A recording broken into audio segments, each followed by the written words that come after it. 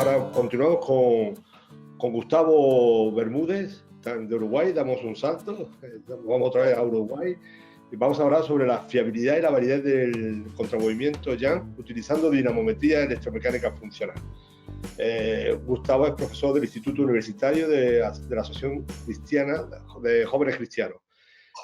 Gustavo, ¿qué tal? ¿Cómo estamos? Muy bien, ¿y tú, Luja? Pues nada, aquí encantado de poder escucharos. Quiero decir un poco que Gustavo, que pertenece a la red de investigación desde hace ya tiempo, que participa del trabajo del doctor Gabriel, como antes hemos visto, es seleccionador de Uruguay en balonmano playa, con bastante éxito, por cierto. Él es de formación neurofisiólogo y está aportando un conocimiento muy grande a nuestra red. Aparte de que tú eres una persona muy grande, está aportando un gran conocimiento. Por lo tanto, sin más, Gustavo, te dejamos ahí que nos puedas deleitar con tu ponencia. Muchas gracias, Luja. Si bien el balonmano es el deporte rey, todos lo sabemos, yo me dedico al vóley playa. Bien. Bueno, en primer lugar, agradecer a la red, a la Universidad de las Américas, ni que hablar a los organizadores por esta genial jornada y poder compartir un poco los trabajos que venimos haciendo en conjunto también con la red, con Juan García de la Facultad de Organización Deportiva de la Universidad de Nuevo León, con Daniel Jerez y Luja, también integrantes de nuestra red. Lo que voy a compartir hoy es justamente un estudio de fiabilidad y validez asociados a las evaluaciones de los saltos en contramovimientos utilizando la DynaSystem o el dinamómetro electromecánico funcional.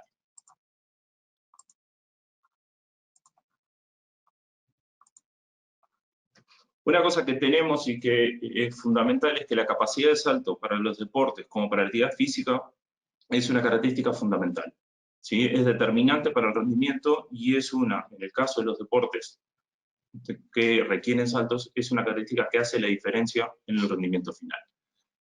Desde un punto de vista mecánico, es un gesto explosivo con una gran demanda física y una gran demanda de la coordinación de los segmentos. En la historia del deporte, sobre todo al inicio de la década del 80, Bosco propone una batería de test que ha sido utilizada para las evaluaciones, para de alguna forma determinar y caracterizar a los individuos y a partir de ahí generar prescripción para los entrenamientos. ¿Sí? En todos los deportes, sin importar la evolución y desde el inicio, siempre se establecen protocolos de evaluación de salto para poder determinar el perfil y cómo entrenar a nuestros deportistas. Las evaluaciones, y a partir de todo lo que implementó Bosco y colaboradores, determinan o utilizan el indicador de la altura lograda como el factor a determinar y el factor que utilizar para las prescripciones. El logro de esta altura, al día de hoy, se utiliza por varios implementos. Pueden ser sistemas ópticos, como se ve acá sobre el final, sistemas de contacto, las alfombras de contacto, y hoy en día estamos teniendo también a nivel de celulares, tablets y hasta de dispositivos acelerómetros, sistemas inerciales, que determinan o identifican la altura de un salto logrado para los diferentes tests. ¿Sí? Dentro de los tests que proponen las baterías, el contramovimiento es de los más utilizados conjuntamente con el squat jump y con el drop jump.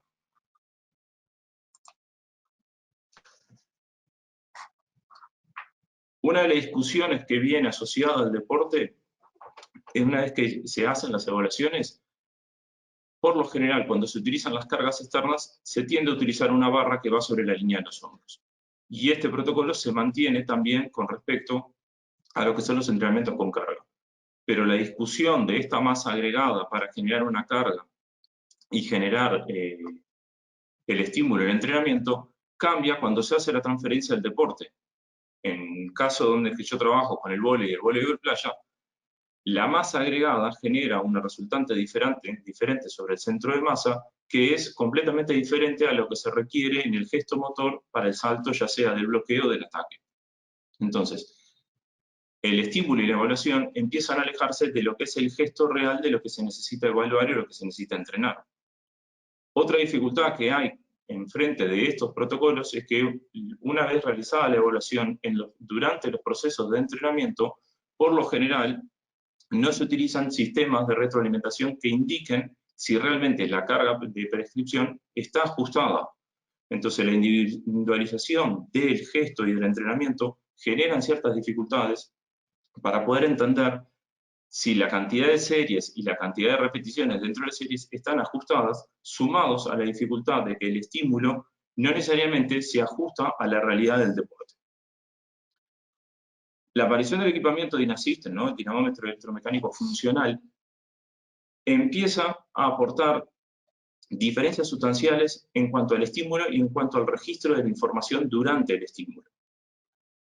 La posibilidad de anclar la tensión externa sobre la cintura y que además la tensión sea controlada, como se muestra acá en la figura, hace que el gesto durante la ejecución sea mucho más cercano, porque la proyección se mantiene sobre la línea de la cintura y sobre la acción de la cadera, mucho más ajustado al centro de masa, similar a lo que puede suceder durante un salto libre, durante un gesto deportivo, como puede ser un salto de ataque o de bloqueo.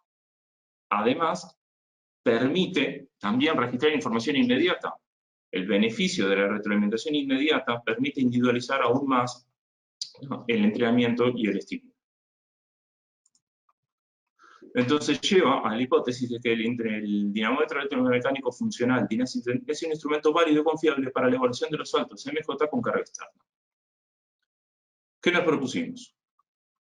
22 sujetos con una edad promedio de 20 años, más o menos años, todos estudiantes de la Facultad de Organización Deportiva de la Universidad Autónoma de Nuevo León, hicieron un protocolo de test y retest con una diferencia de entre 72 y 96 horas, realizando saltos CMJ con una carga extra del 10% y el 30% del peso corporal. Estas cargas están asociadas a la literatura donde usualmente no se utilizan más del 30% del peso corporal.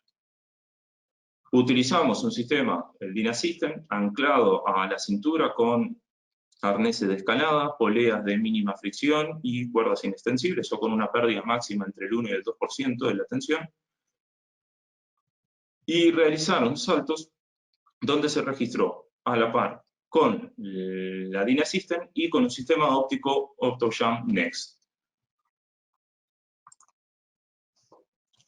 Sacados los datos, lo que hicimos fue estudiar la normalidad y la homozelasticidad para que los datos pudieran ser tratados correctamente. Comparamos ambos instrumentos, calculamos el coeficiente de correlación intraclase, el coeficiente alfa de Cambridge para la consistencia interna de los valores, y para determinar la validez entre los instrumentos, construimos los gráficos de Bland-Altman y se hizo los ajustes de regresión para estos gráficos. Para el análisis de este estudio se utilizó el software SPSS la versión 25. ¿Qué encontramos? Los saltos que realizaron los sujetos, ¿sí? Lo que encontramos es que en condición de 10%, la DynaSystem mostraba una altura no significativamente mayor, ¿sí? O sea, con un poco menos de 1 centímetro, para los saltos realizados con 10% del peso corporal. Los coeficientes de variación dentro de esta condición mostraron un poquito más del 5%, o sea, por debajo del 10%, o sea que son aceptables, y están dentro de lo aceptado dentro de la literatura. El error de la media, además, ¿sí? Está bastante por debajo de lo esperado dentro de la evaluación de estos gestos. A nivel de 30% del peso corporal, el ajuste entre los dos sistemas es prácticamente perfecto. La variabilidad para cada individuo aumenta, pero no supera el 10%, y el coeficiente de correlación intraclase entre los dos instrumentos para las dos condiciones es de 0,92, y el R de Pearson entre los dos instrumentos promediado para las dos condiciones es de 0,87, siendo un muy buen valor.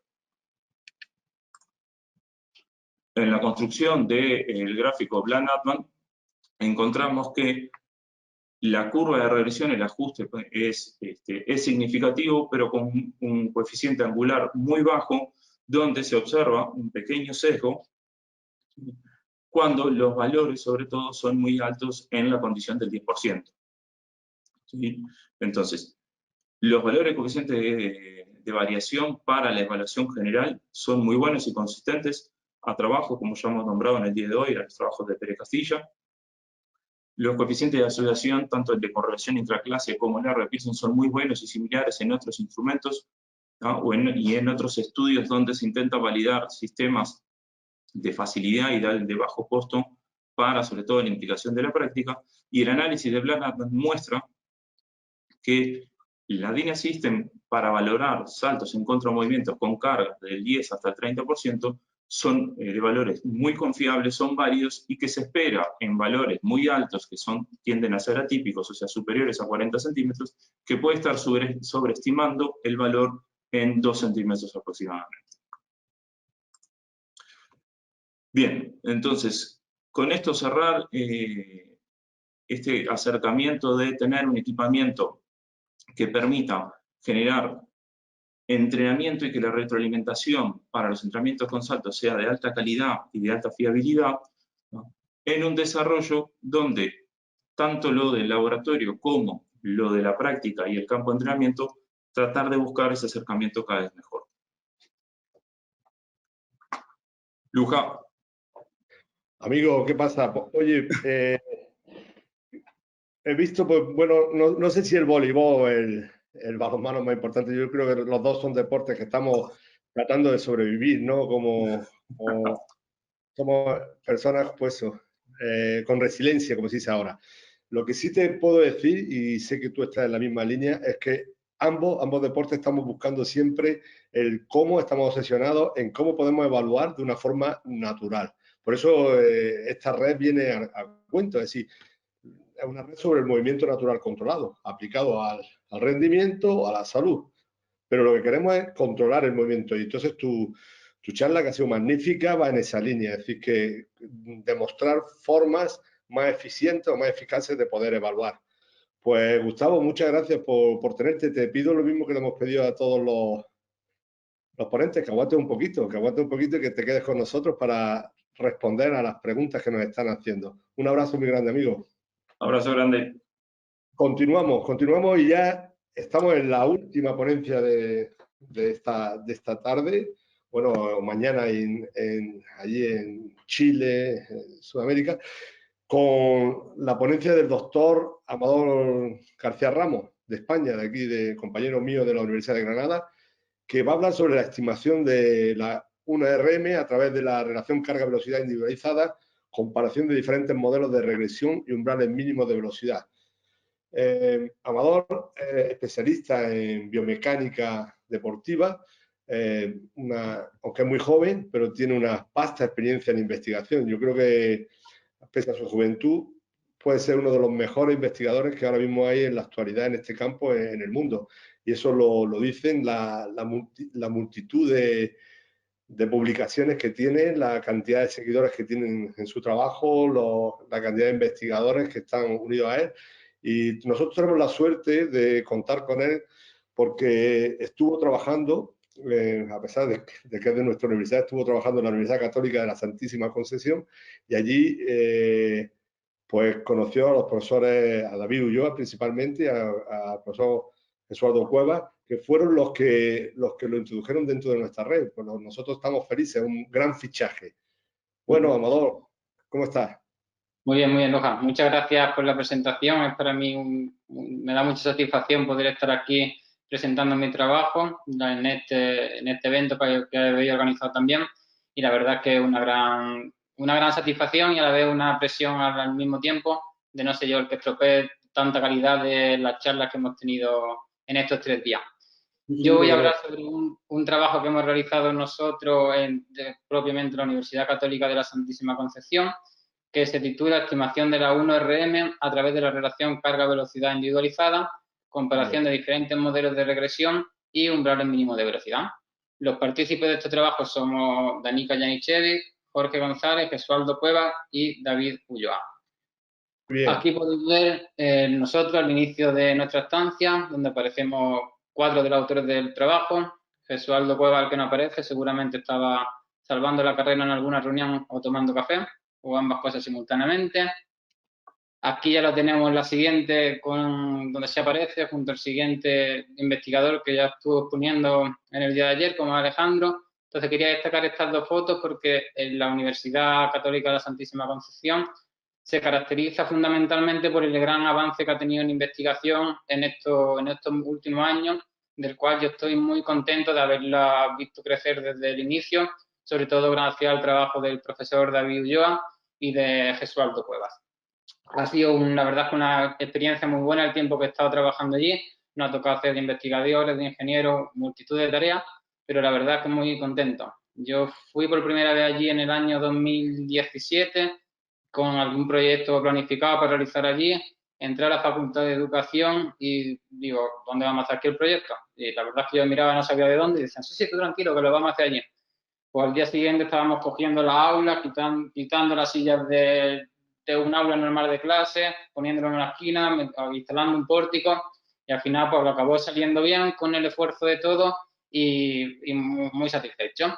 Y eso, desde ese momento, que como digo, fue hace 3 años, la verdad que el laboratorio ha mejorado mucho y como veis en estas imágenes, pues ya es un sitio donde muchos investigadores, Danica, Jorge, Alejandro, Ángel y Darío, que también presentaron el otro día, han decidido que es el sitio donde querían hacer su estancia doctoral, que es fruto de lo bien que ha evolucionado. Y aquí simplemente quería poner yo un vídeo de el tiempo que estuve trabajando allí, lo que es un día habitual en el laboratorio. Ya la cosa ha mejorado mucho y tenemos allí tienen los materiales necesarios, las instalaciones, los equipamientos para hacer material, investigación de muy buena calidad, que es lo que estamos pretendí realizar con el tiempo que estaba presencialmente allí y es seguro que van a seguir a este ritmo de publicaciones y haciendo investigaciones de calidad.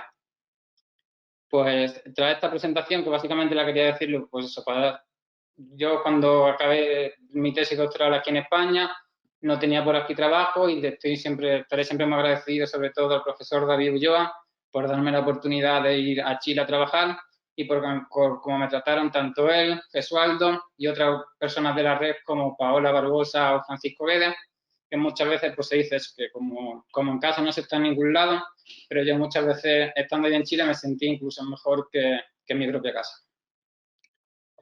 Pues paso ya a la presentación, que como ya habéis visto es un tópico que ha salido en muchas presentaciones, que es sobre el entrenamiento basado en la velocidad, que es lo que se conoce como Velocity Based Training, por eso pongo así la sigla en inglés.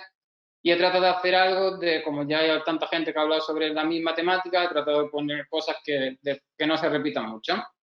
Entonces, lo primero que podemos ver aquí es una definición que he hecho yo sobre qué es lo que entiendo yo por el entrenamiento basado en la velocidad, que básicamente sería un método de prescripción y evaluación del entrenamiento de la fuerza que utiliza la velocidad de ejecución como complemento o como reemplazo de métodos más tradicionales de evaluación y prescripción del entrenamiento de la fuerza.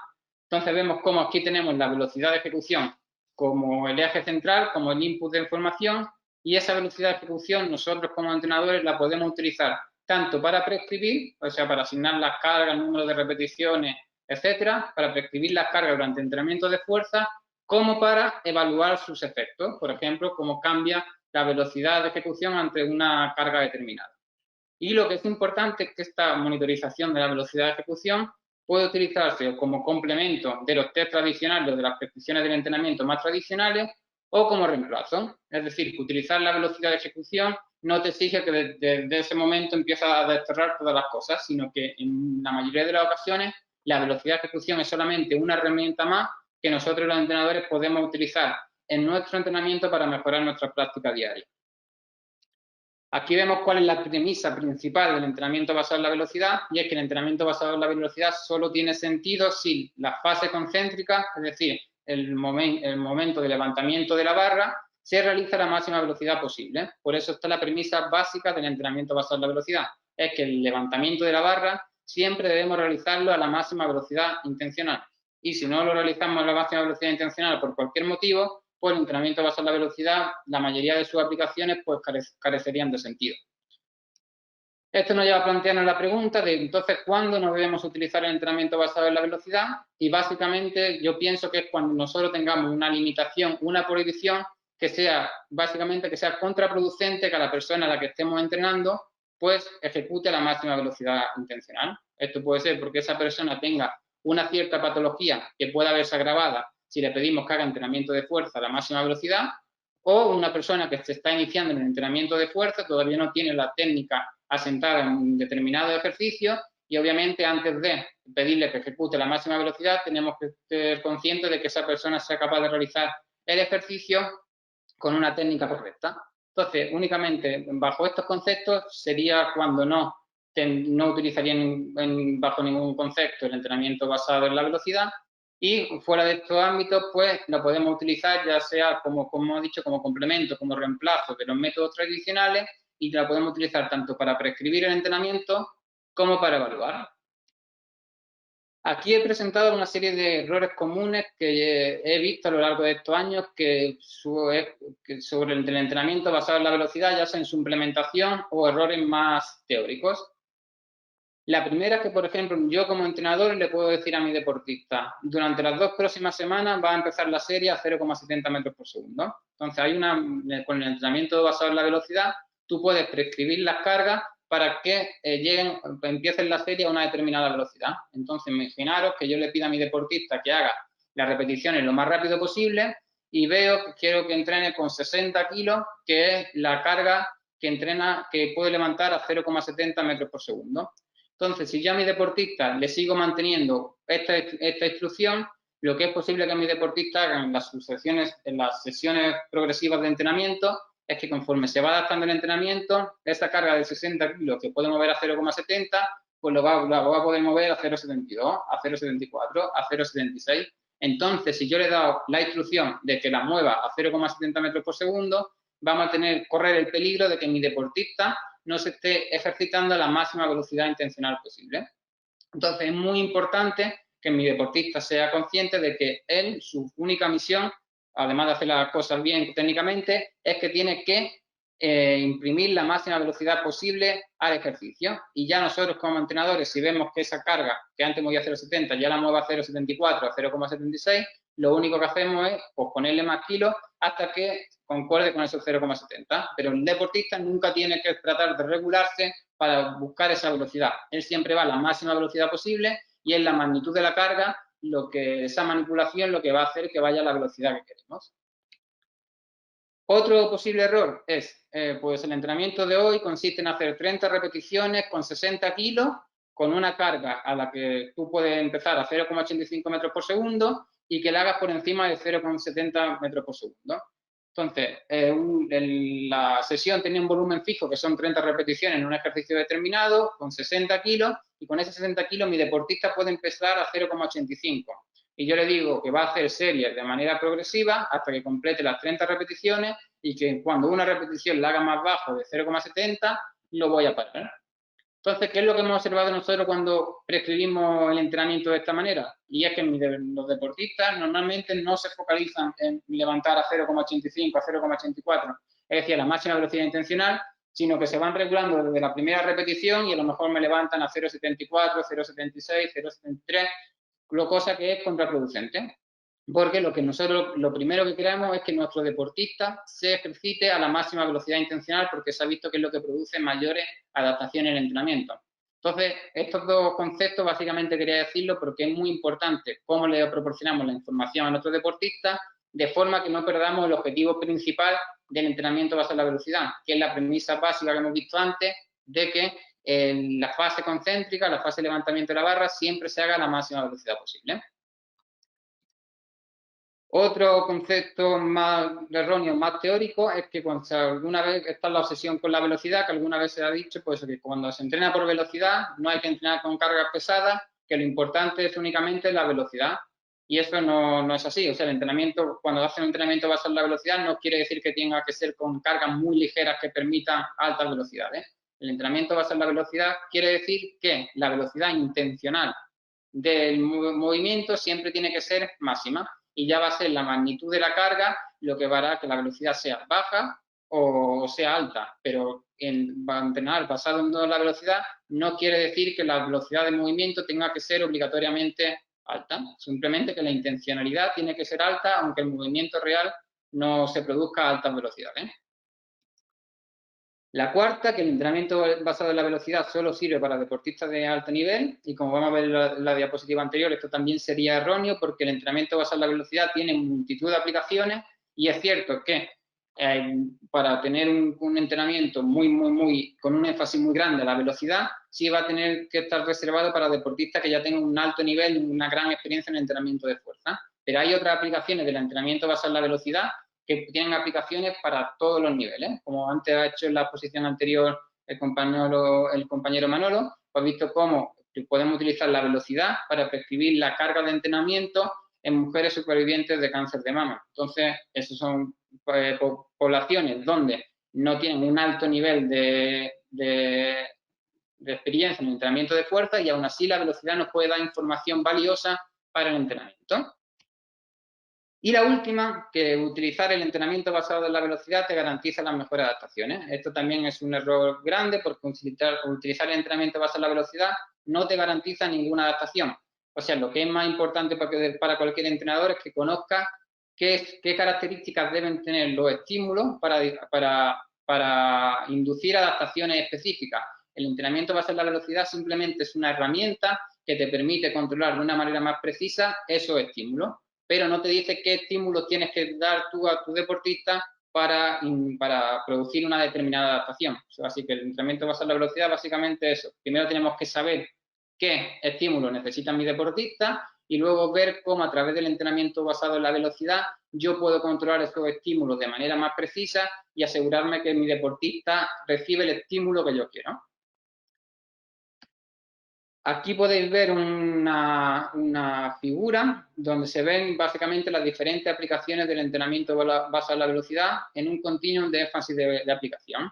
Tenemos aquí a la izquierda como sería una aplicación menor del entrenamiento basado en la velocidad y en la parte derecha una mayor aplicación del entrenamiento basado en la velocidad. Entonces podemos ver cómo el entrenamiento basado en la velocidad con un énfasis menor puede ser utilizado únicamente como un feedback para un aumento agudo del rendimiento, que fue algo muy parecido a la explicación que hizo compañero Alejandro en el día de ayer, donde yo como entrenador puedo prescribir todo de manera tradicional, pues voy a prescribir por un test de 1RM que he realizado en un momento determinado de la temporada, hace poco tiempo, y voy a prescribir pues 4 series, 70% de esa RM y van a hacer 5 repeticiones por serie. O sea, una prescripción del entrenamiento totalmente tradicional.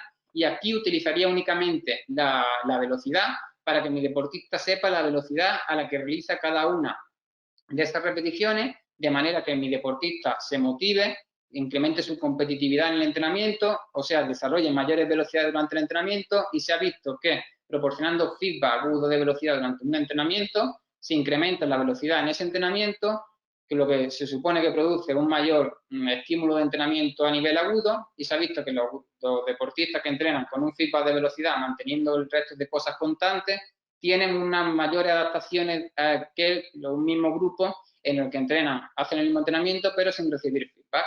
Entonces aquí podemos ver cómo un menor uso de la velocidad, que simplemente sea dar feedback para apoyar el entrenamiento, para motivar a mi deportista que se ejercite la máxima velocidad, puede ser algo positivo tanto a nivel agudo como a nivel crónico.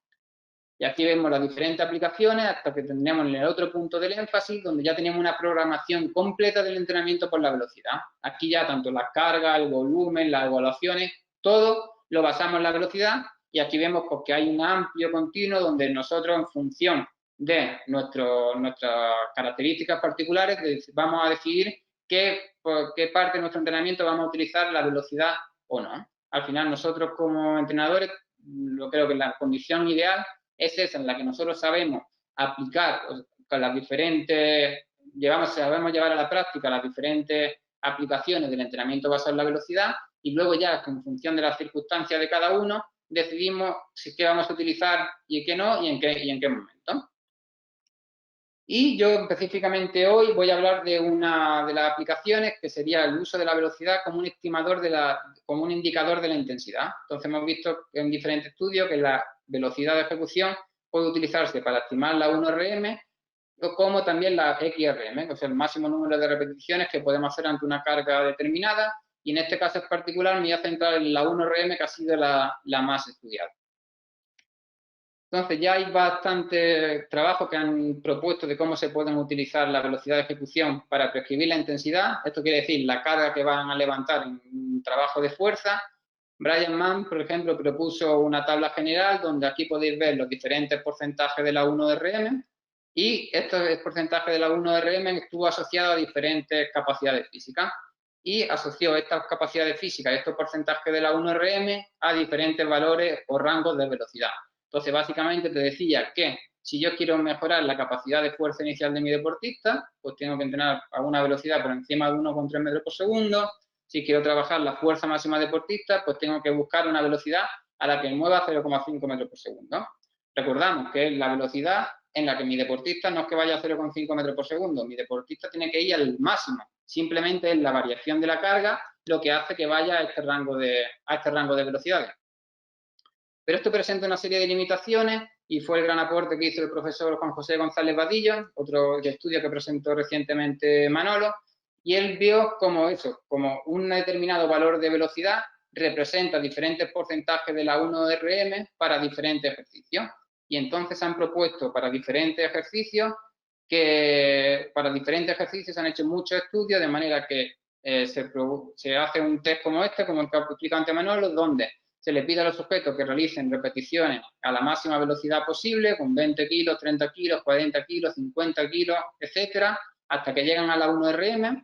Luego esos kilos se expresan en porcentaje de la 1RM y hacen una ecuación de regresión lineal o polinómica, de manera que se exprese a nivel general qué velocidad corresponde a cada porcentaje de la 1RM, que es básicamente lo que veis aquí. Esto también es interesante en este mismo estudio, algo que es muy interesante, lo que hicieron fue que, además de sacar esto, pusieron a un grupo de sujetos a entrenar durante 6 semanas y vieron que incrementaron su 1RM un 9,3% de medio del grupo de sujetos. Pasó de 86,9 kilos a 94,5. Y lo que es muy interesante de esto es que a pesar de que se incrementó la 1RM, la velocidad asociada a cada porcentaje de la 1RM se mantuvo constante. Si fijáis aquí los diferentes valores de velocidad a los diferentes porcentajes de la 1RM en la tabla de la derecha, podéis ver cómo en T1, que sería el T inicial, y el T2, que sería el T después del entrenamiento, prácticamente se mantiene constante. Por lo que se postuló que para prescribir un determinado porcentaje de la 1RM en estos ejercicios, pues por ejemplo, si yo quiero entrenar el 75% de la 1RM, pues todos mis sujetos tienen que empezar con una carga, con una velocidad de 0,56, 0,55 metros por segundo.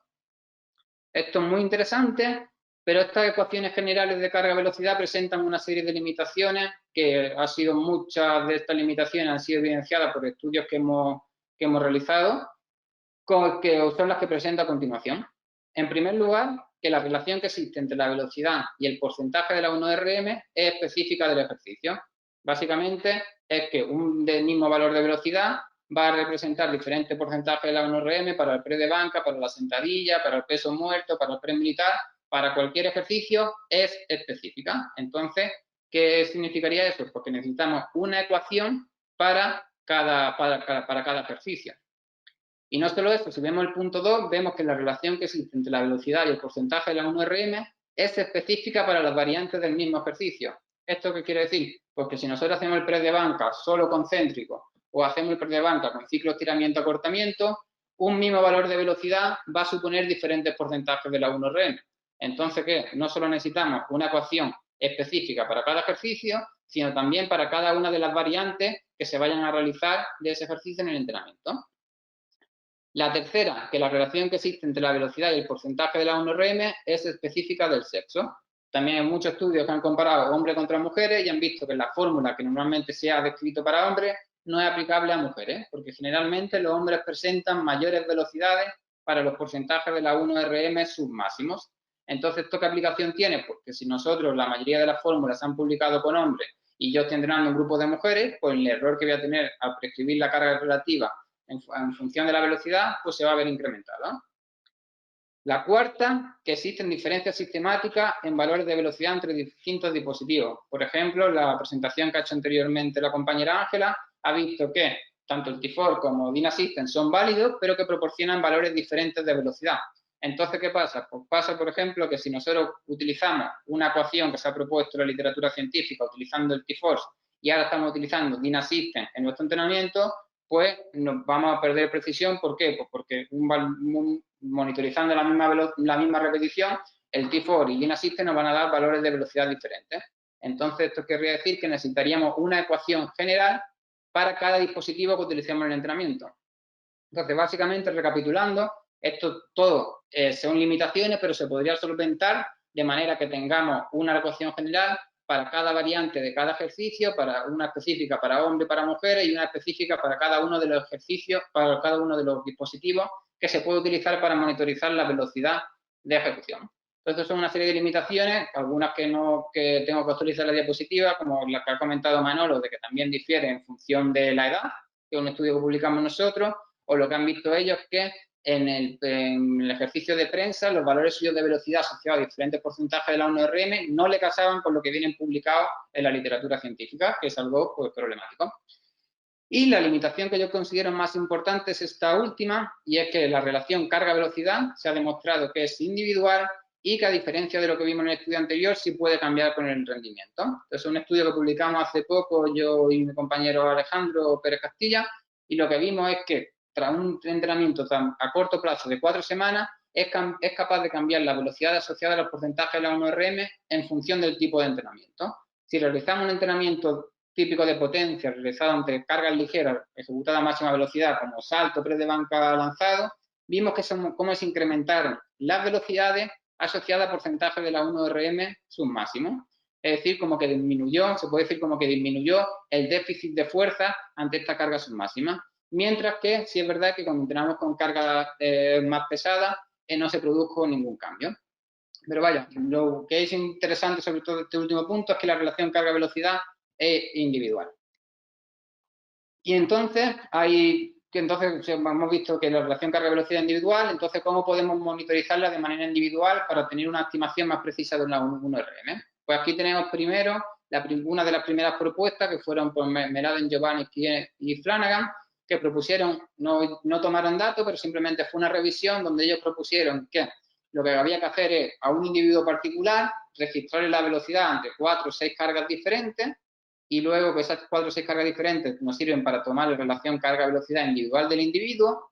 Luego ese mismo individuo tiene que hacer una serie de repeticiones al fallo, anotar cuál es la velocidad media de la última repetición y luego extrapolando esa ecuación individual lineal del individuo hasta la velocidad de la 1RM, tendríamos la 1RM como la carga que se asocia a la velocidad de esa última repetición de la serie al fallo. Entonces, esto es bueno porque eso ya supuso que una metodología para poder establecer esta relación carga-velocidad individual y poder estimar la 1RM de manera individual, que es más precisa que utilizando fórmulas generales, pero tiene el inconveniente pues que es muy fatigante, lleva tiempo. Pedían que tenían que hacer 5 o 6 cargas diferentes, valorar la velocidad y además tienen que hacer una serie al fallo, con lo que puede ser contraproducente en diferentes poblaciones incluso, para obtener la velocidad de la 1RM y entonces podía estimarlo. Entonces a mí me apasionó mucho esta idea y he tratado de trabajar en cómo podemos hacer la relación carga-velocidad individualizada, pero disminuyendo lo más posible la fatiga y obteniéndola de forma rápida. Y fue lo que publicamos en el año 2018 junto a mi mentor científico, el profesor Slobodan Jaric, en el que publicamos el método de 2 puntos como un procedimiento rápido y poco propenso a la fatiga para estimar la 1RM, además de otra cosa. Entonces, básicamente este método consiste en que únicamente necesitamos para determinar la relación carga-velocidad individual monitorizar la velocidad ante 2 cargas diferentes y luego a través de únicamente de 2 cargas, como la relación carga-velocidad es muy lineal, podemos extrapolar esa recta de regresión a la velocidad de la 1RM. Y, como ya se ha visto en muchos estudios, la velocidad de la 1RM prácticamente presenta la misma variabilidad intraindividual que entre individuos, por lo que viene a decir que podemos utilizar una velocidad de la 1RM general. Es decir, no necesitamos conocer de manera directa cuál es la velocidad de una 1RM de nuestros deportistas, ni por una serie al fallo, sino que podemos utilizar velocidades generales que están propuestas en la literatura científica. Entonces, después de esta introducción, este fue el objetivo que tuvimos nosotros, que fue comparar la precisión de 9 métodos diferentes para predecir la 1RM a través de la relación carga-velocidad individualizada en los ejercicios de press de banca solo concéntrico y excéntrico concéntrico.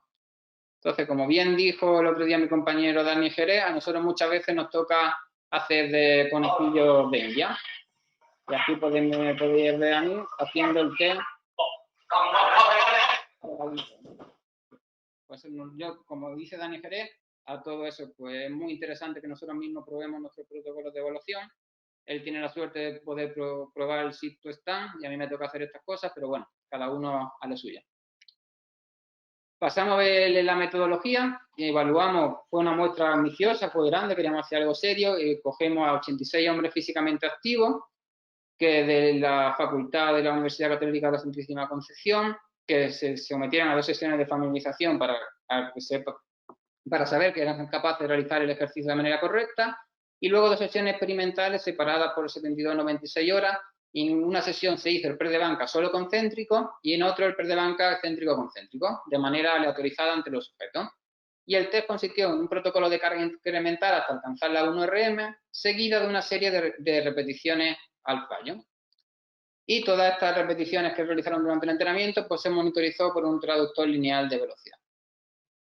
Aquí vamos a ver, lo hemos dicho, valoramos 9 modelos diferentes para predecir la 1RM, que están basados en 3 modelos de regresión y en 3 umbrales mínimos de velocidad.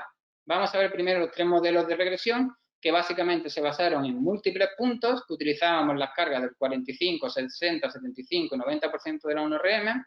Esos múltiples puntos, como veis aquí, pues lo modelamos tanto con una ecuación lineal como por una ecuación polinómica de segundo grado. Y por último tenemos el método de 2 puntos, donde únicamente utilizamos el 45 y el 90% de la 1RM, y la justificación de este método de 2 puntos básicamente es porque, como la relación carga-velocidad es tan lineal, si nosotros eliminamos esos 2 puntos intermedios, la proyección de la recta va a ser prácticamente la misma. Entonces, si nos fijamos en la regresión lineal, pues una es menos 58,49 y otro es como menos 58,24, la intersección también es prácticamente igual, y es que prácticamente nos da lo mismo utilizar el método de múltiples puntos o 2.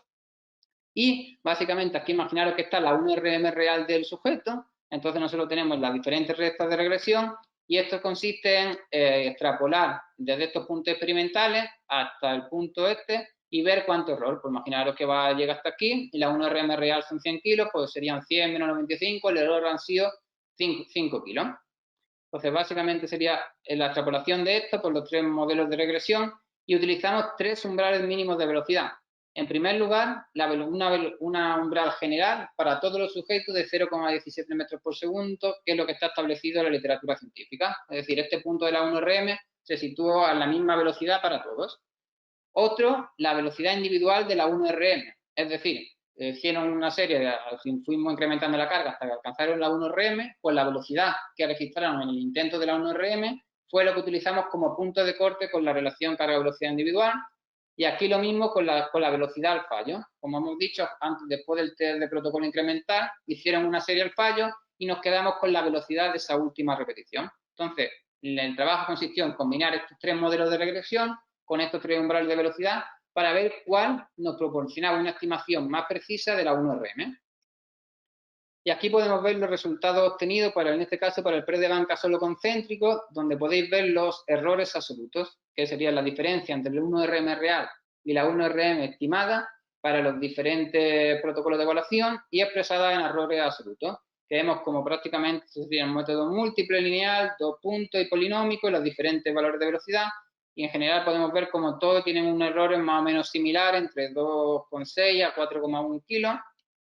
Aquí vemos lo mismo para el ejercicio de press de banca excéntrico-concéntrico, donde tenían errores más o menos similares. Algo nuevo que metimos en este trabajo es, porque algunas veces se dice pues, que la velocidad de la estimación a través de la 1RM puede sobreestimar de manera sistemática la 1RM a determinado deportista, otro infraestimarla de manera sistemática. Entonces, lo que correlacionamos aquí es los errores en la predicción de la 1RM entre el press de banca solo concéntrico y el excéntrico concéntrico. Y vemos que no existe asociación, que eso básicamente viene a decir que a los sujetos que les sobreestimó la 1RM en un ejercicio, no tuvo por qué sobreestimársela en otro ejercicio. Es decir, que a veces sale mejor, a veces sale peor, pero no parece ser algo que sea algo personal del sujeto. Aquí es un resumen ya de los resultados algo más claros, donde podemos decir que a nivel general todos los métodos de predicción de la 1RM fueron generalmente válidos.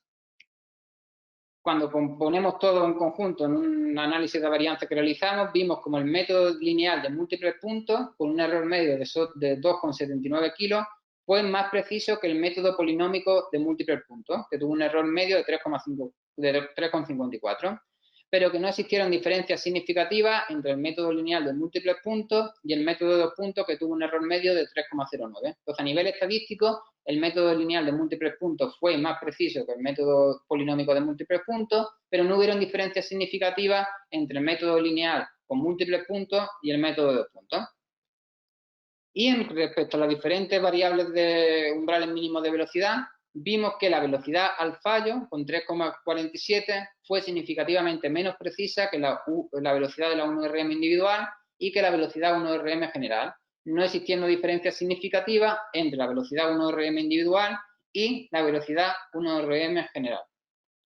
Entonces, ¿cuál es la principal aplicación práctica de este trabajo? Es que utilizando un modelo de regresión lineal, ya sea a través de 2 puntos o de 4 puntos o de 5 puntos, que prácticamente da lo mismo, y un umbral mínimo de velocidad estándar de 0,17 metros por segundo, deben recomendarse para obtener una medición rápida y precisa de la 1RM en los ejercicios de press de banca solo concéntrico y excéntrico concéntrico. Entonces hemos visto que no sirve para nada meter la ecuación polinómica, que eso incluso lo que hace es incrementar el error en la estimación, y tampoco nos sirve para nada medir directamente la velocidad de la 1RM o de la velocidad del fallo, porque el error que tenemos es o menos, o el error es o mayor o el mismo. Entonces lo podemos simplificar el procedimiento de evaluación evaluando únicamente dos cargas diferentes, la velocidad entre dos cargas diferentes, y utilizando una velocidad estándar para todos los sujetos, que sería 0,17 metros por segundo en estos dos ejercicios. Y eso se puede hacer, lo bueno es que se puede hacer de manera muy sencilla a través de un Excel, que lo he compartido yo muchas veces, donde básicamente lo único que tenemos que hacer es, aquí vemos la velocidad media, que sería apuntar la velocidad media que obtenemos entre diferentes cargas, que hemos dicho que con 2 serían suficientes, cuál es la carga que estás levantando, y el Excel automáticamente te dice cuál es tu 1RM que te estima a partir de la velocidad que tú la has indicado aquí. Entonces, en la práctica, el entrenador lo que tiene que modificar es la velocidad de la 1RM en función del ejercicio que está realizando y medir la velocidad antes 2, 3, 4 cargas diferentes, y automáticamente tiene una estimación de la 1RM que se supone que es más precisa que las fórmulas generales que hemos visto anteriormente. Y por mi parte, nada más. Nosotros llevamos trabajando en esta línea de investigación bastante tiempo, la verdad es que nos apasiona bastante, y aquí en nuestro ResearchGate tenemos un proyecto donde vamos subiendo todos los artículos que vamos publicando sobre esto. Entonces, si queréis conocer más sobre la temática, obviamente un buen sitio para consultar temáticas sobre este tipo de metodología de entrenamiento, y podéis contactarme también a través de mis redes sociales por si tenéis dudas más específicas, donde también vamos compartiendo de una manera más sencilla los principales hallazgos de nuestras investigaciones. Y por mi parte nada más, un placer haber estado hoy aquí con vosotros y espero que os haya gustado la charla. Bueno, Amador, muchas gracias. Es una magnífica charla. Yo creo que los organizadores no se han equivocado al ponerte en el último, sin desmerecer a nadie. Realmente estas jornadas han tenido un nivel altísimo y todas las jornadas yo creo que tenemos que sentirnos muy orgullosos, todos los que pertenecemos a la red, porque hemos estado 3 días hablando de fuerza en diferentes contextos relacionados con la salud, relacionados con el alto rendimiento y bueno, agradecer la participación de tu grupo de incorporación reciente, que estáis aportando mucho a nuestra red. Quiero invitar a todos los que van a participar ahora exactamente y por favor ir abriendo, eso es Manuel, todo, porque vamos a tratar en el panel de expertos de responder a las múltiples preguntas que han hecho. Es decir, que al igual que ha pasado en los otros días, la gente tiene muchas inquietudes relacionadas con las fuerzas y vamos a tratar de organizarnos y responder. Como ya hemos presentado, creo, a todas las personas que están en el panel, de los que han expuesto, a tanto a Amador como a Gustavo, a Gabriel, a Manuel y Marco, Ángela se ha tenido que ir por motivos laborales, es decir, tiene que ir a aplicar lo que nos ha estado diciendo como trabajo de entrenadora. Entonces vamos a ir presentando a los panelistas expertos. Tenemos la suerte de tener 4 panelistas expertos. No sé por qué, pero muchos de ellos relacionados con un deporte de los más maravillosos que hay en el mundo, que es el balonmano, esa suerte. Y bueno, también tenemos que mejorar la paridad. Solo tenemos en este caso una mujer, una científica, la querida amiga Paula Barbosa, que pertenece a la Universidad Católica de la Santísima Concepción. Te saludamos. ¿Cómo estás, Paola?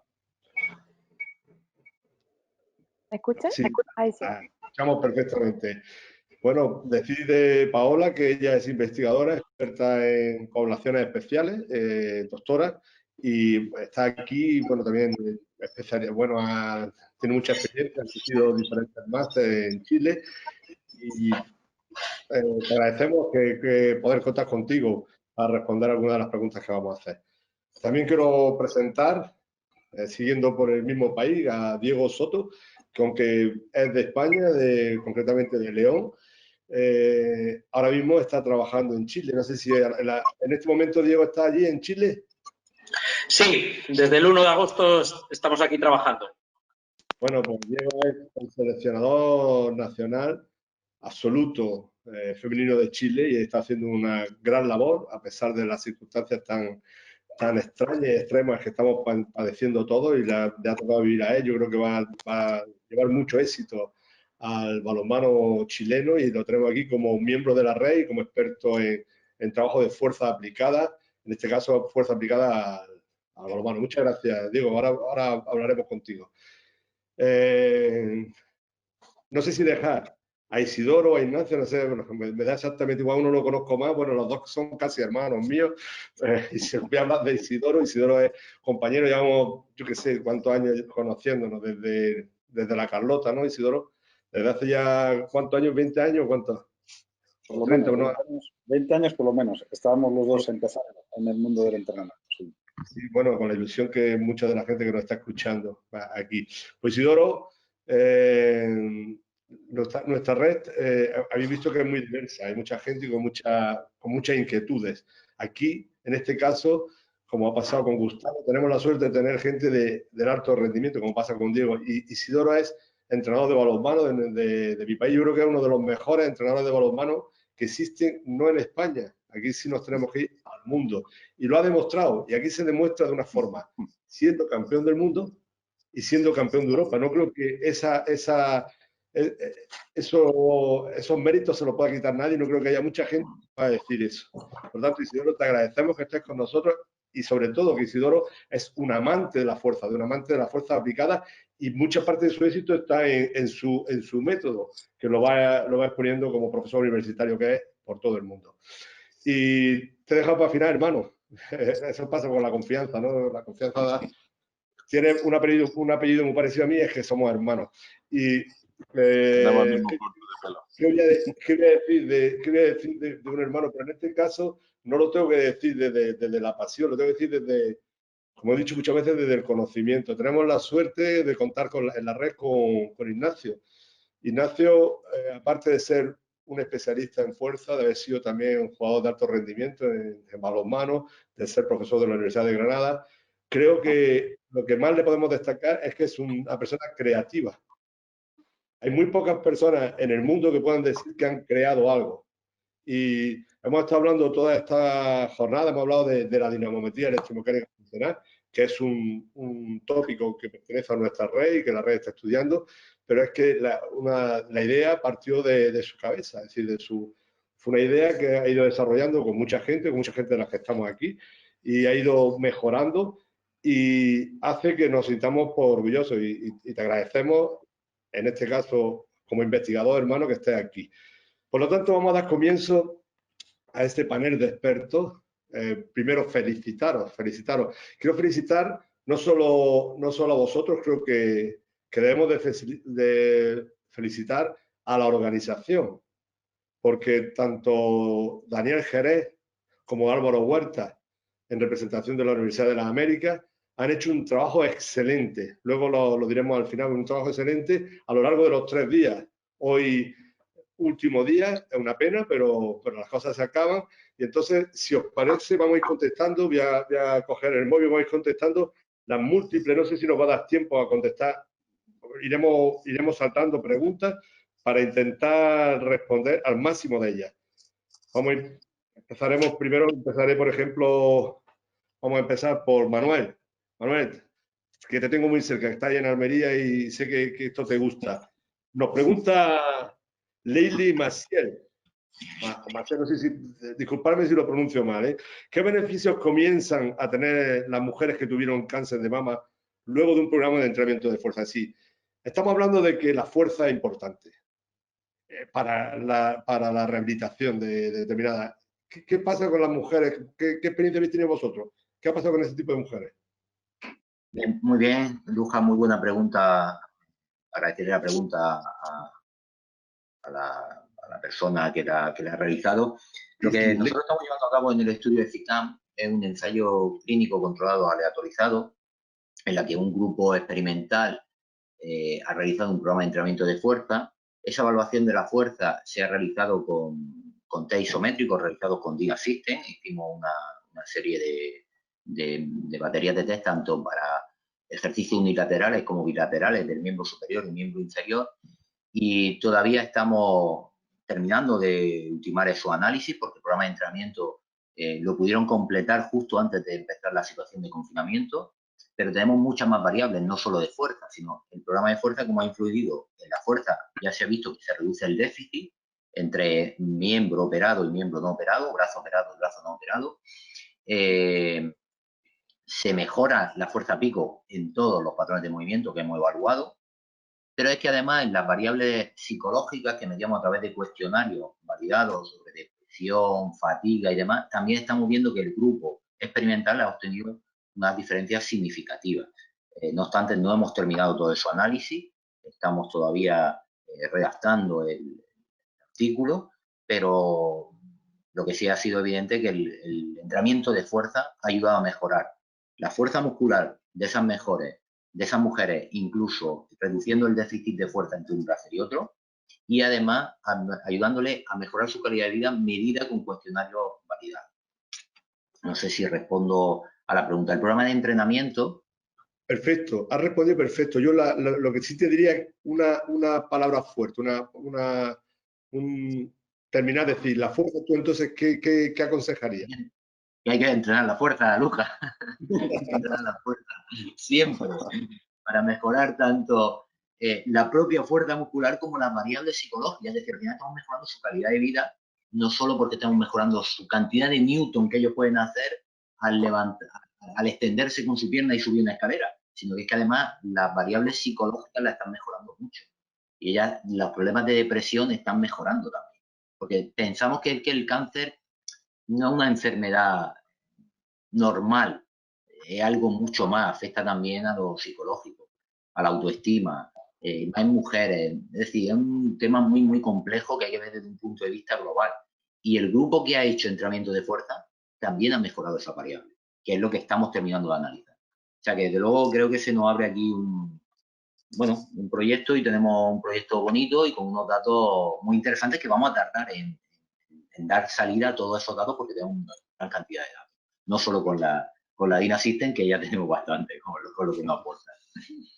Pues muy bien, Manuel, muchas gracias. Ya el que quiera ponerse en contacto contigo a través de Álvaro, de la organización, a través del correo electrónico, como quieran. Fantástico, muy bien. Bueno, pues estamos viendo la importancia que tiene la fuerza, ¿no? Para determinadas cuestiones y la preocupación que existe en la comunidad científica. De hecho, la siguiente pregunta va en relación también a una determinada patología, ¿no? La osteoporosis. Entonces, Paola, te pregunto, ¿cómo se debe entrenar una persona de la tercera edad con problemas de osteoporosis en la columna? Y también en las articulaciones, además de discopatía múltiple en la misma zona. Es decir, un problema, no sé si muy concreto, como sé que tú te dedicas al tema de las poblaciones especiales, es decir, si le puedes dar algún consejo a nuestra amiga Ingrid Matamala. Oye, todos los demás, si alguien quiere decir algo más, de luego aportar alguna idea, con que me levantéis la mano, aunque técnicamente se puede hacer de otra forma, con que me hagáis alguna señal, yo os doy la palabra. Soy un poco más rústico. Cuando quieras, Paola. Sí, bueno, para Ingrid un poco la experiencia en general que hemos podido apreciar con respecto a la población que padece de osteoporosis, así como cualquiera de las poblaciones en realidad que padezca de una patología, incluso los mismos deportistas, Siempre debemos considerar, Ingrid, que lo primero obviamente es la evaluación. Eso, como bien dijo Amador, aquí tampoco no hay una velocidad, no hay tampoco un sistema de entrenamiento específico. Ayer también lo indicó el doctor Ulloa, ¿cierto? Que no hay una receta, eso es lo primero. Por lo tanto, hay que sí o sí definir, ¿cierto?, cuáles son las características del sujeto al cual tú quieres entrenar. Como tiene osteoporosis en general, obviamente, y me parece que dijo, creo que era la columna, ¿verdad, Luis Sí, Javier? sí. Sí. Entonces, claro, en el caso de la osteoporosis en la columna hay obviamente mayores complicaciones, es más complejo entrenar. Sin embargo, Discopatías. discopatías, claro. Sin embargo, hay que considerar también que hay sistemas de entrenamiento que son mucho más específicos, ¿verdad? Los cuales podemos ir requiriendo. Si nosotros nos vamos a esos sistemas específicos, por cada uno de los ejercicios que vamos a realizar, obviamente también tenemos que tener cierta, digamos, una evaluación para poder determinar entonces con cuánta carga, por ejemplo, podríamos trabajar eventualmente. Ahora, si tuviéramos que trabajar con cargas, normalmente se recomienda trabajar con evaluaciones indirectas que se denominan. Ahí tenemos una diferentes, obviamente, puedes usar incluso si se pudiese la de Amador, porque la verdad es que el tema acá que propone el doctor García, o sea, el doctor, ¿cierto?, es que se ha trabajado con deportistas, pero no con estas patologías. Entonces hay que probar también, y es un trabajo importante que se podría realizar, si pudiese también resultar con con estas personas que tienen patologías como son la osteoporosis. Sin embargo, anteriormente a eso hay obviamente algunas fórmulas indirectas que se pueden utilizar, que te proponen en general evaluar el RM, ¿cierto?, a través de repeticiones, ¿ya? Por ejemplo, la fórmula de Epley, etcétera. Y en base a eso, obviamente, hay distintas especificaciones al respecto, pero lo más importante es saber si el ejercicio que tú vas a realizar en esos sujetos son cómodos primero, que no causen dolor, eso también es importante, y que, como dice claramente, ¿cierto?, se proponen normalmente entre 2 a 3 sesiones semanales, va a depender, obviamente, de tu sujeto, ¿ya? También se puede ver que tiene que ser ejercicios que provoquen menor dolor por un lado, mayor comodidad, menor resistencia en cuanto a lo que significa la carga, dependiendo del sujeto y de lo que este sujeto soporte, ¿ya? Entonces, todas esas son consideraciones que tiene que ir trabajando, los tiempos de pausa, el número de series que obviamente vas a desarrollar. Entonces, va a depender de la respuesta que tenga tu sujeto frente a ese programa o frente a esa evaluación primero, obviamente, cómo tú vas a ir prescribiendo el ejercicio para un programa más amplio de entrenamiento, ¿ya? Eso un poco así como a grandes rasgos. Hay hartos estudios, así que podemos también enviarle a ella algunos estudios que se han realizado este año y se han publicado también este año.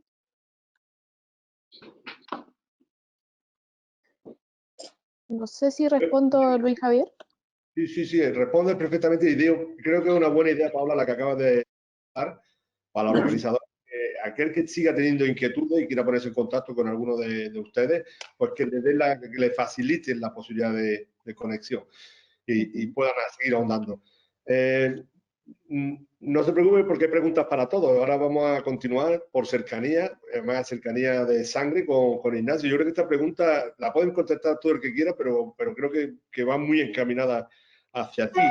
Es una persona, un experto en entrenamiento de pesas, y nos pregunta, Alfredo Lazo nos pregunta la siguiente, nos dice, ¿qué dispositivos o herramientas podríamos utilizar para medir y monitorear el ejercicio de arranque, clean y segundo tiempo? Es decir, yo creo que en esa pregunta estás capacitado para poder responder.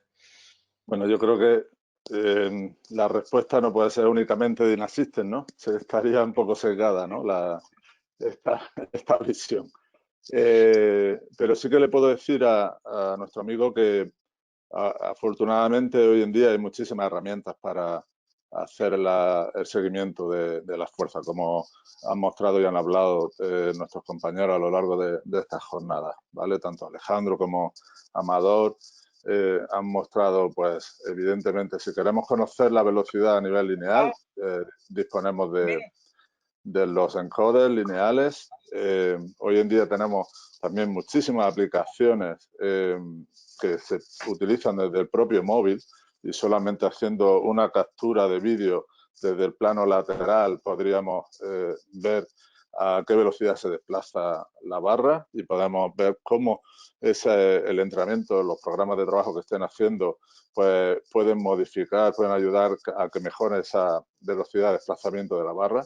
Y luego, si lo que quiere conocer es cómo se modifica la fuerza, que la fuerza evidentemente la vamos a poder analizar si se mejora de dos formas. Es decir, por una forma es la magnitud, la resistencia externa que somos capaces de desplazar, y por otro lado, evidentemente, es la velocidad, ¿no? Entonces, estas dos, digamos, magnitudes variables son tremendamente importantes para poder conocer si los tratamientos que se están aplicando, el entrenamiento que se está aplicando es bueno o no. Entonces, yo diría que dependiendo siempre de los recursos de los que dispongamos, si tenemos un móvil, tenemos una herramienta tremenda hoy en día para poder evaluar lo que queramos. Si tenemos también encodes lineales, acelerómetros, que hay una amplia gama también de acelerómetros que han salido al mercado y con los que podemos, por supuesto, evaluar.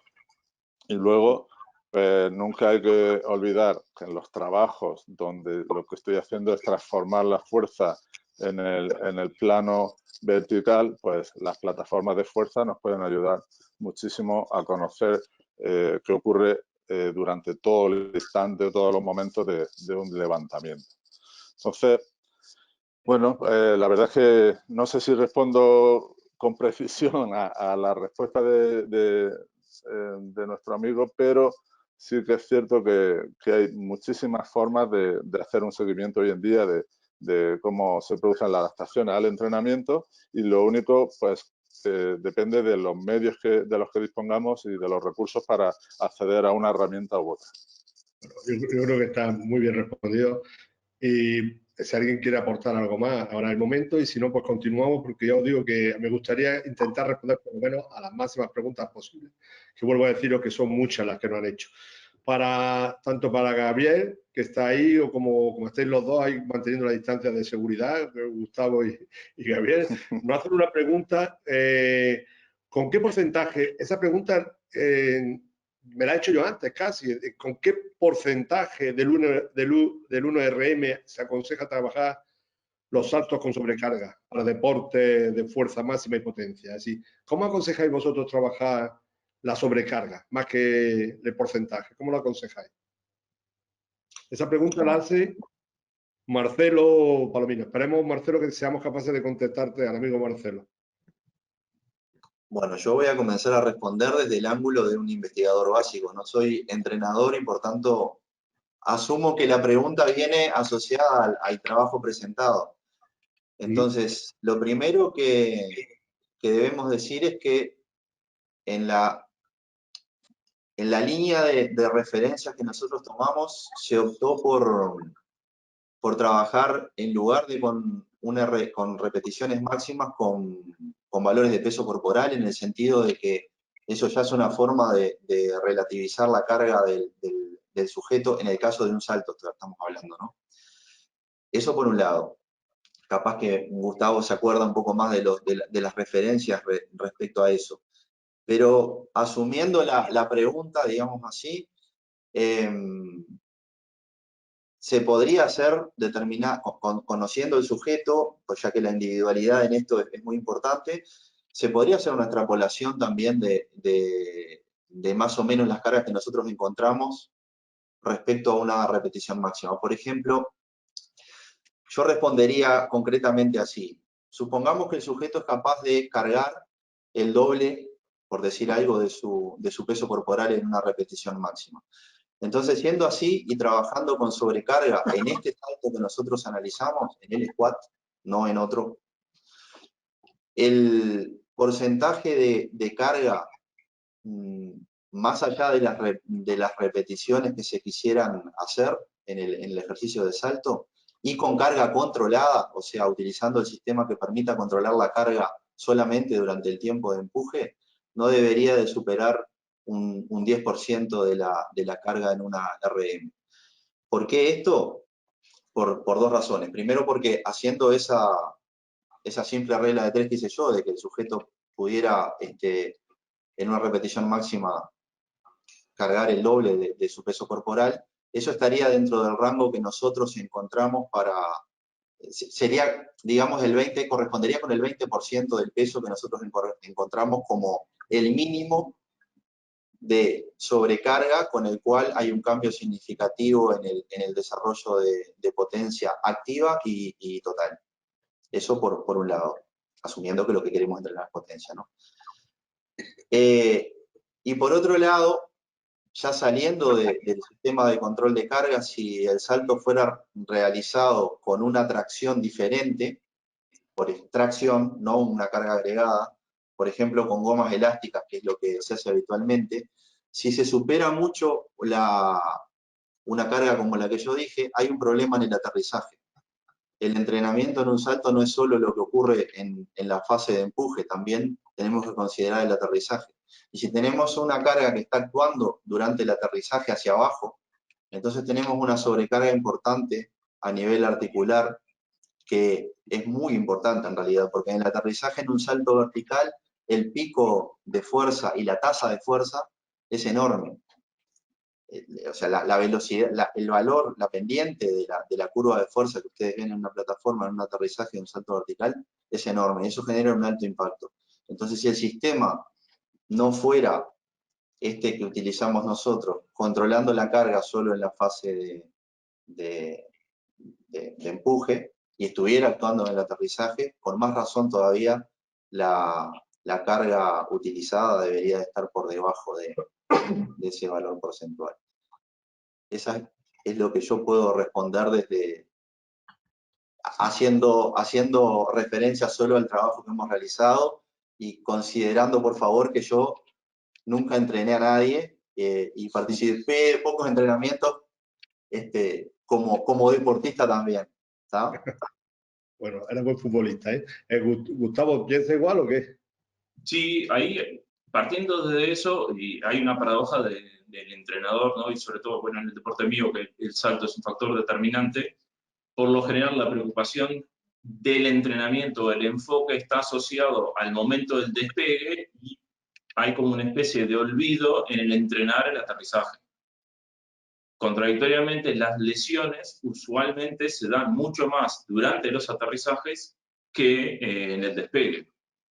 Entonces, hay una preocupación ahí en el estrés que puede llegar a producir una serie de entrenamientos en cuanto al aterrizaje, si además se le agrega carga externa, ¿sí? Si va con peso extra, tanto sobre todo en el aterrizaje. Después lo otro, la valoración del RM, un poco lo comentaba Amador. Las curvas son particulares al movimiento que se está analizando. Entonces, hay muchas veces que se prescribe un entrenamiento para la sentadilla desde el salto y son dos movimientos que son diferentes en su expresión. Yo sé que esto que voy a decir a Gabriel mucho no le gusta, pero el salto es un movimiento de proyectil, o sea, tiene características explosivas o balísticas, es decir, el control de la trayectoria está determinado por el momento de la salida. Pero durante una sentadilla, el control de la trayectoria, el control del movimiento se puede dar en todo momento. Entonces, al ser dos expresiones diferentes, si uno quisiera graduar la carga, ¿no?, por la RM, tendría que estar asociada a la RM que realiza durante el gesto que estás estudiando, que en este caso sería el salto. No sé si me explico. Razón por la cual el cálculo en función del peso corporal, al ser bien individualizado por el peso corporal, simplifica la individualización de la prescripción. Muy bien. Pues nada, muchas gracias a los dos. Continuamos, Marco. Aquí nos preguntan, esta pregunta va dirigida, yo creo que especialmente para ti.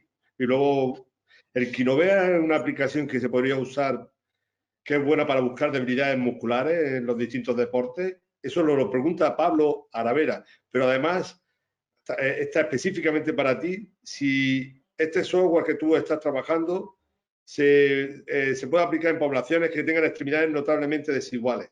Esa no la pregunta Ansel Salgado. Es decir, dos preguntas. Una, ¿el Kinovea es útil para ver descompensaciones? Y luego, la que vuestra aplicación se puede utilizar para poblaciones que tengan extremidades con mucha desigualdad.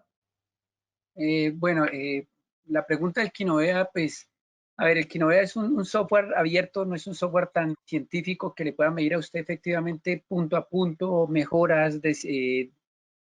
No es un software para estudio, más no para un análisis de punta, ya que el Kinovea lo que nos muestra son valores cinéticos muy esporádicos, pero es bueno para la enseñanza.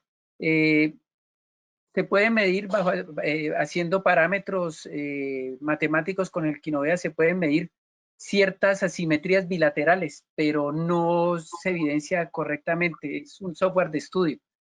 En cuanto al software el que nosotros estamos desarrollando, pues efectivamente es hecho íntegramente para la prevención de lesiones, es hecho íntegramente para el rendimiento, para la mejora.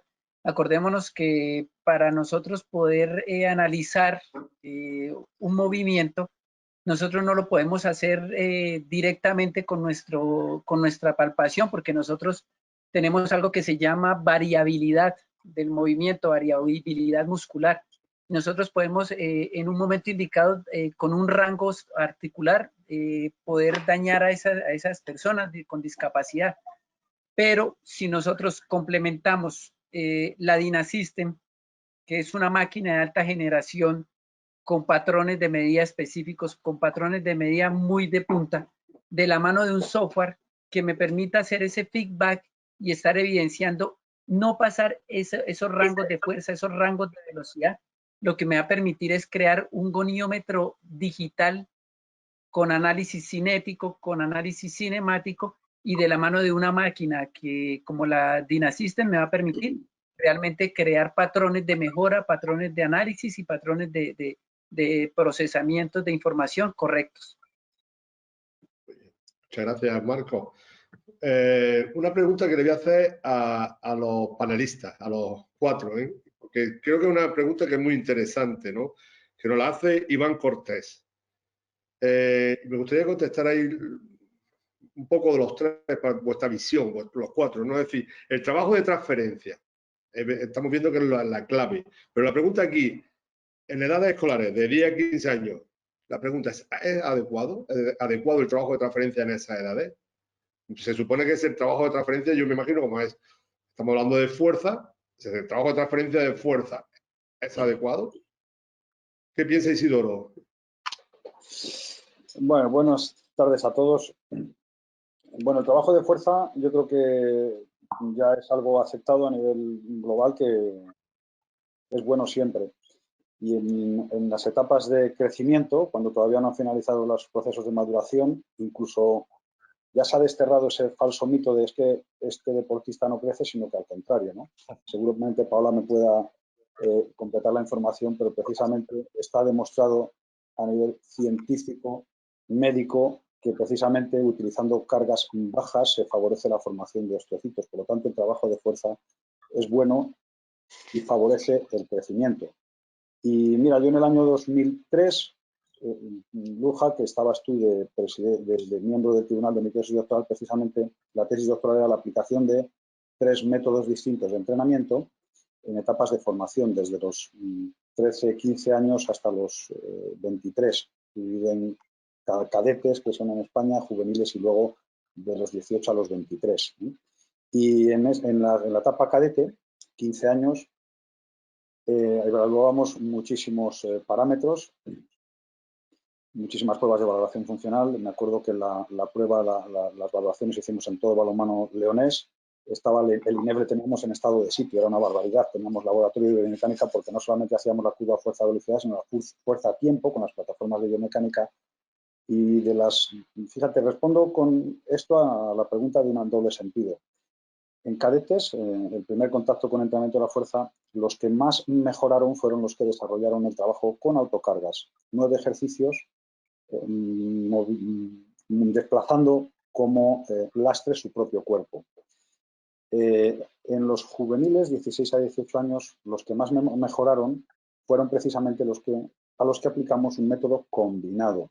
Después de una serie de ejercicios generales, analíticos, como puede ser el bench press, que casi todos los estudios van por ahí, luego hacían algún tipo de gesto multiarticular o específico.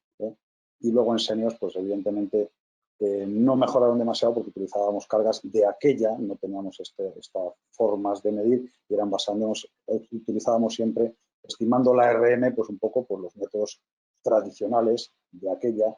Estamos hablando, pues bueno, las tablas de equivalencia o los métodos directo o indirecto, Epley, NFL, Lambert, todos estos, ¿vale?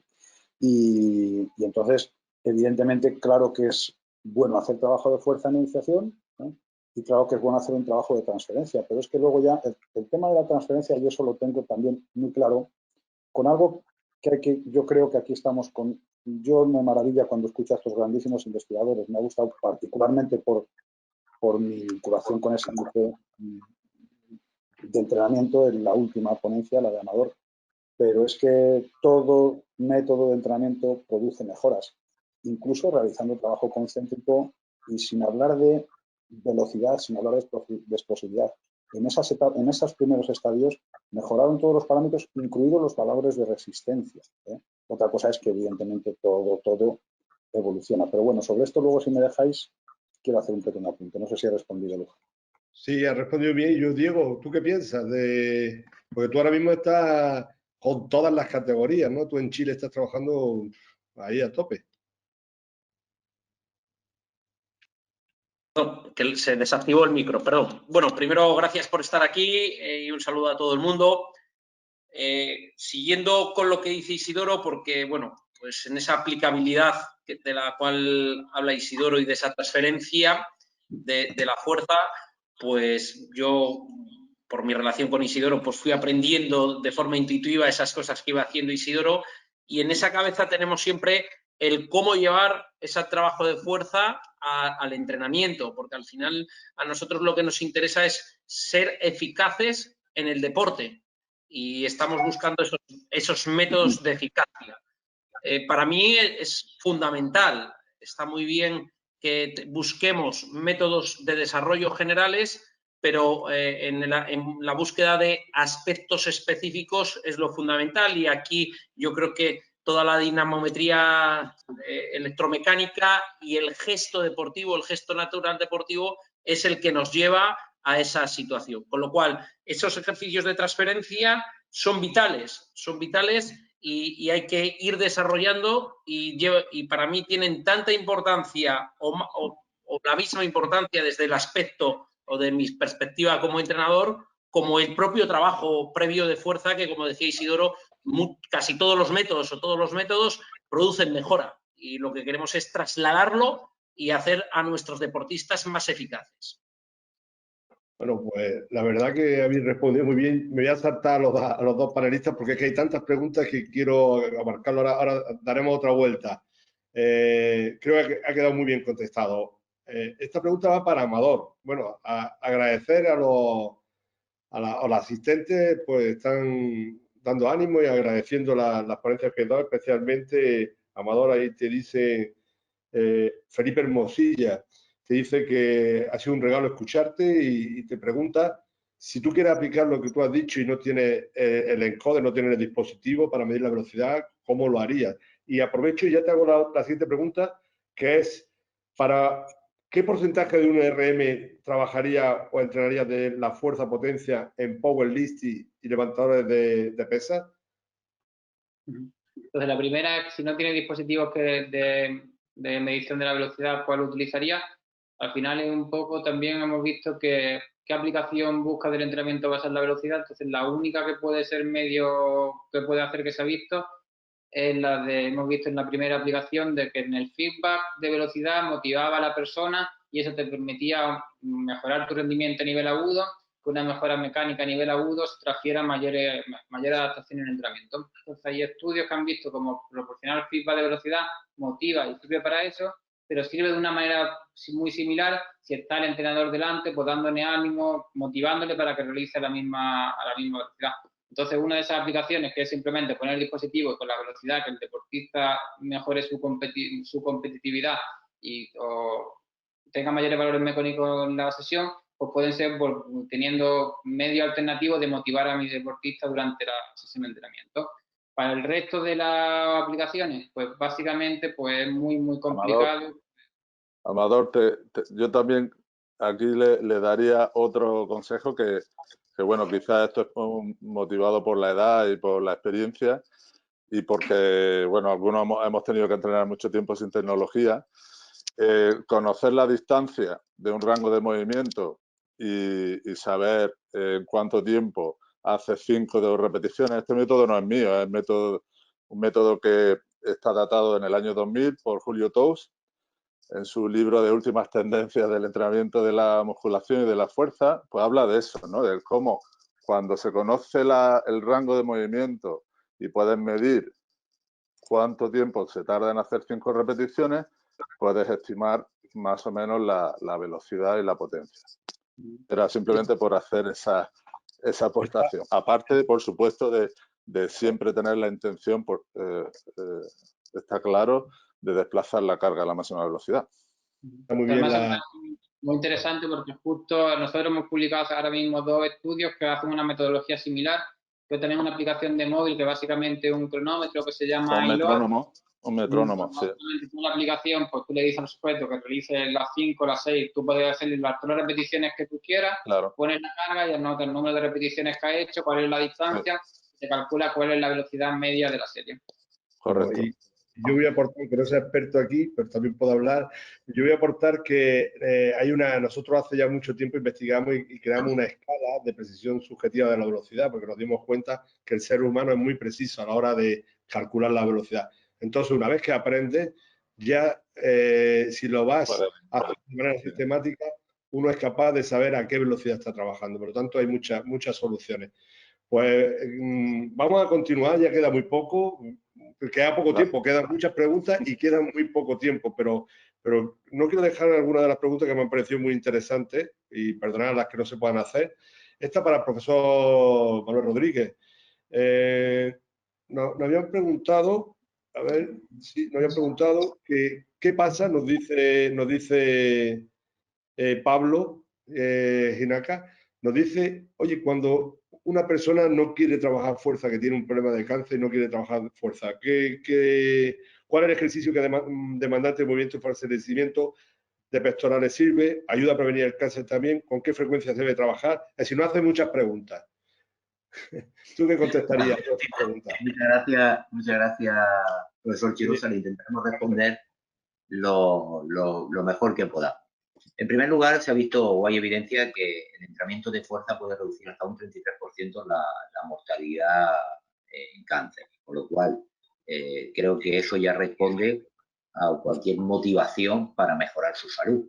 Y si le dices que puede ayudarle hasta un 33%, ya es algo muy positivo.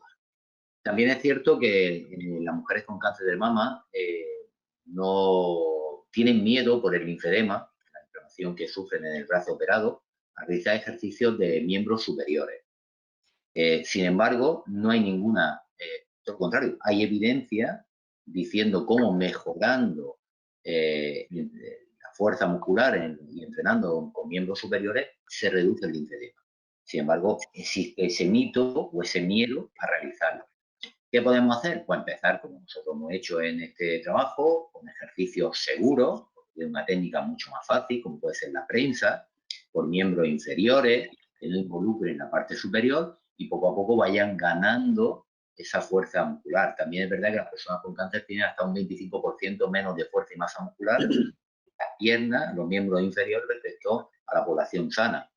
Por lo tanto, sería empezar con miembros inferiores. No hay evidencia que nos diga que es contraproducente, todo lo contrario, se puede ayudar muchísimo al riesgo de mortalidad, hasta un 33%.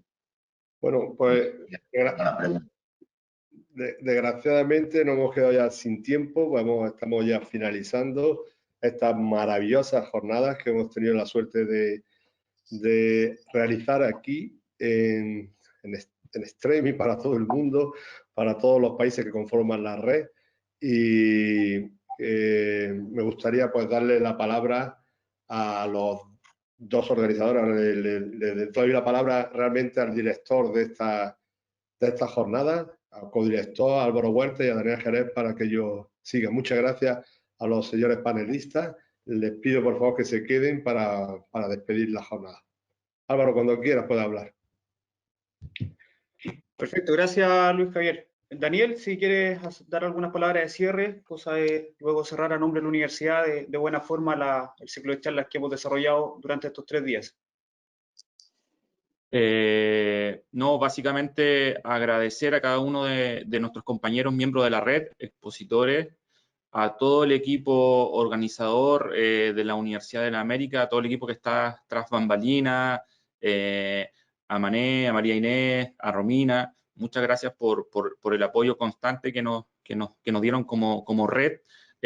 También hablo un poco como encargado del comité científico de la red Pleokinetic. La verdad es que estamos felices con los casi más de 1000 asistentes, 1500 asistentes que tuvimos en total en las 3 jornadas, así que para nosotros es un gran placer poder desarrollar y compartir el conocimiento de grandes investigadores jóvenes, investigadores que se están desarrollando, investigadores ya consolidados. Así que para nosotros es un orgullo tremendo poder generar esta jornada formativa en el cual se presentan nuestros últimos avances. Así que esperamos que para el próximo año o el subsiguiente podamos contar con todos los asistentes, agradecer a la gran cantidad de asistentes que tuvimos y desde ese punto de vista solo agradecimiento a cada uno de nuestros compañeros de la red, a los expositores, a la mesa de expertos que se dieron tiempo de estar hoy día con nosotros. Gracias, Daniel. Antes de hacer el cierre, algunos avisos de utilidad, porque hemos recibido muchas preguntas por el chat y también por correo electrónico. Recordar que las 3 jornadas tienen certificación. Esa certificación se va a entregar desde la próxima semana a los correos que cada uno puso en la inscripción. Esa certificación va a llegar por parte de la universidad, toda la gestión que está detrás de bambalinas en este ciclo de charlas. Y además, tanto los correos electrónicos que se les va a remitir con la certificación en la página de la universidad y esperamos también en el blog de la red, van a quedar a disposición los videos de las jornadas que se realizaron, de las exposiciones que se realizaron durante las 3 jornadas. Así que aquellos que están un poco inquietos todavía con esos 2 puntos, puntualmente certificación y los videos, desde la próxima semana, no sabemos bien si va a ser lunes, martes, pero no debiese pasar de la próxima semana, que esa información va a estar a disposición de todos. Ahora, para poder cerrar de buena forma, me toca dar las palabras como anfitrión de la Universidad de las Américas. Para nosotros, más que los agradecimientos que hemos recibido, sabemos que hay mucha gente trabajando detrás de esto, pero más que agradecer eso, para nosotros como universidad es fundamental acoger estas iniciativas académicas, que básicamente lo que buscan es llevar al máximo el potencial del ser humano. Entonces, bajo ese alero, para nosotros es una alegría y tenemos un profundo agradecimiento a toda la red Pleokinetic y puntualmente agradecer a los 18 expositores que estuvieron en estas 3 jornadas y a los 12 panelistas que estuvieron complementando la información que se entregó en cada una de estas ponencias. Creemos que lo que se está realizando con la red Pleokinetic es un avance fundamental en la ciencia y puntualmente en la capacidad física de fuerza. En un principio, cuando se habla de fuerza, todos orientan de acuerdo a su visión a que la fuerza es un pequeño punto dentro de un mar, pero no hemos dado cuenta que el espectro y el amplio abanico de posibilidades que tiene el desarrollo de la fuerza es sin límites. Nosotros hemos generado un avance importante en esta capacidad, pero si lo vemos en un punto macro, lo que falta por aprender en torno a la capacidad de fuerza es inimaginable. Entonces, también queremos invitar a todos aquellos que quieran sumarse a esto, que la red está disponible, lo único que se pide es que aquellos que quieran ser partícipes tengan buena voluntad de aprender y trabajar. Sin más que decir, esperar que estas 3 jornadas, estas 18 exposiciones, hayan cumplido las expectativas que cada uno de ustedes tenía en la participación. Como Universidad de la América estamos contentos y orgullosos de haber cerrado. Un abrazo para todos, hasta siempre y muchas gracias por la participación. Un aplauso para los organizadores.